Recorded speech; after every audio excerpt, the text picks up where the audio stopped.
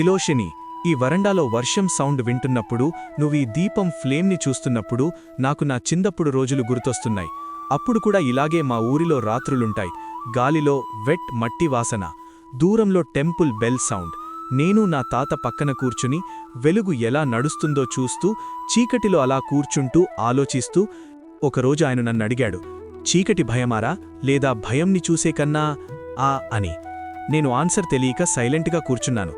ఆ రాత్రి ఆయన నా చేతిలో ఒక పాత దీపం పెట్టాడు. ఇది వెలుగు కాదు, ఇది ప్రశ్న అన్నాడు. ఆ ప్రశ్న నేను మర్చిపోయాను.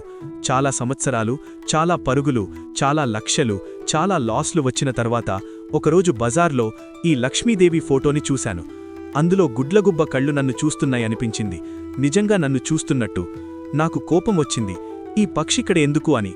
అందుకే నేనా ఫోటో కొని నా గురువు దగ్గరికి వెళ్లాను. ఆయన నన్ను టెంపుల్ గోపురం దగ్గర నిలబెట్టారు. ఫస్ట్ పైన ఏనుగు శిల్పం వైపు చూపించి, ఇది వెలుగులో నడిచే శక్తి అన్నారు. తర్వాత గోపురం చీకటి కార్నర్లో కూర్చున్న గుడ్లగుబ్బ వైపు చూపించి, ఇది చీకటిలో చూసే శక్తి అన్నారు. అప్పుడు నాకు తెలుసుకున్న విషయం ఒక్కటే తిలోషిని, జీవితంలో అందరూ వెలుగు కోసమే పరిగెడతారు. కాని కొన్నిసార్లు మన తప్పులు, మన భయం, మన నిజమైన కోరికలు చీకటిలో కనిపిస్తాయి. అందుకే ఆ పక్షి ఆవిడ పక్కన ఉంటుంది అని. తర్వాత ఆయన నాకొక కథ చెప్పారు, సురేశం అనే వ్యాపారి గురించి. రోజు మార్నింగ్ సన్ కంటే ముందు లేచి ఆఫీస్కి వెళ్ళిపోయేవాడు. టేబుల్ మీద లక్షలు, క్యాలెండర్లో మీటింగ్స్, ఫోన్లో నోటిఫికేషన్స్, పైసా పెరుగుతుంది, పేరు పెరుగుతుంది. కాని ఇంట్లో నవ్వు తగ్గిపోతున్నది. అమ్మ ఫోన్ సైలెంట్లో రింగ్ అయినా వినడు. పిల్లలు స్కూల్ నుండి పరిగెడుతుంటే అతను స్క్రీన్లో నంబర్స్ చూస్తూ కూర్చుంటాడు. ఫ్రెండ్స్ పిలిచినా నెక్స్ట్ టైం అని మెసేజ్ పెట్టి మళ్ళీ నెక్స్ట్ టైం ఎప్పుడూ రాకుండా చేసుకుంటాడు. అతననుకున్నాడు లక్ష్మి తన ఇంట్లో ఉందని. కాని లక్ష్మి తన లోపల గుడ్లగుబ్బలా కూర్చొని నువ్వు నిజంగా చూస్తున్నావా లేదా కేవలం లెక్క పెడుతున్నావా అని రోజురోజు అడుగుతోంది అని తెలుసుకోలేదు. ఒకరోజు అతని షాప్ ముందు ఒక పాత రైతు నిలబడ్డాడు, రామయ్య అని. ముద్దిమీద కట్టిన టవల్, చేతిలో బియ్యం శాక్. సురేశం అతన్ని లోపలికి రానివ్వలేదు, కస్టమర్ కాదు అని. కాని ఆ రైతు వెళ్లేటప్పుడు ఒక్క మాట అన్నాడు, బాబూ, పైసా కాలిపోతుంది, కాని మనసు కాలితే మళ్లీ రాదు అని. ఆ మాట సురేశం విన్నాడు. కాని ఆ రాత్రి నిద్రపట్టలేదు. ఫ్యాన్ సౌండ్లో కూడా ఆ మాట గుండెల్లో ఎకో అయ్యింది. మర్నాడు రోజు అతను రోడ్డు పక్కన రామయ్య ఇంటికి వెళ్లాడు. వెరండాలో పిల్లలు అన్నం కోసం గొడవ, వైఫ్ నవ్వుతూ టీ ఇస్తోంది, దీపం వెలుగుతోంది. పైసా తక్కువ, కాని మనసు భరంగా ఉంటుంది. సురేశం అక్కడే కూర్చుని ఒక గ్లాస్ నీళ్లు తాగి చేతులు కంపించినవి. అప్పుడు నాకర్థమైంది తిలోషిని, లక్ష్మికి రెండు మొహాలున్నాయి. ఒకటి వెలుగులో నడిచే శక్తి, ఇంకోటి చీకటిలో చూసే దృష్టి.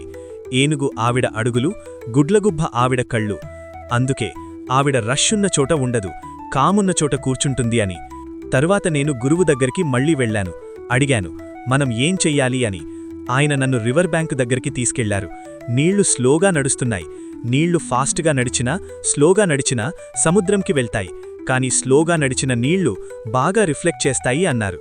అప్పుడు నాకు తెలుసుకున్న విషయం ఒక్కటే, గుడ్లగుబ్బ రిఫ్లెక్ట్ చేస్తుంది, ఏనుగు మూవ్ చేస్తుంది. జీవితంలో రెండూ కావాలి, కాని ఆర్డర్ కరెక్ట్గా ఉండాలి. ఫస్ట్ చూడాలి, తర్వాత నడవాలి. తిలోషిని, అందుకే మన ఇళ్లలో సంధ్యా సమయంలో దీపం వెలిగిస్తాం. దేవుడికి కాదు, మనకి. ఫ్లేమ్లో మన కోపం కరిగిపోతుంది, మన ఆలోచన స్లో అవుతుంది, మన మనసు గుడ్లగుబ్బ కళ్ళులా షార్పుగా, ఏనుగు అడుగులులా స్టెడీగా అవుతుంది. ఒకరోజు నేను మా ఊరిలో ఒక చిన్న అబ్బాయిని చూశాను. రోజు ఎగ్జామ్ ఫెయిల్, రోజు టీచర్ స్కోల్డింగ్, రోజు అమ్మ ఏడుపు.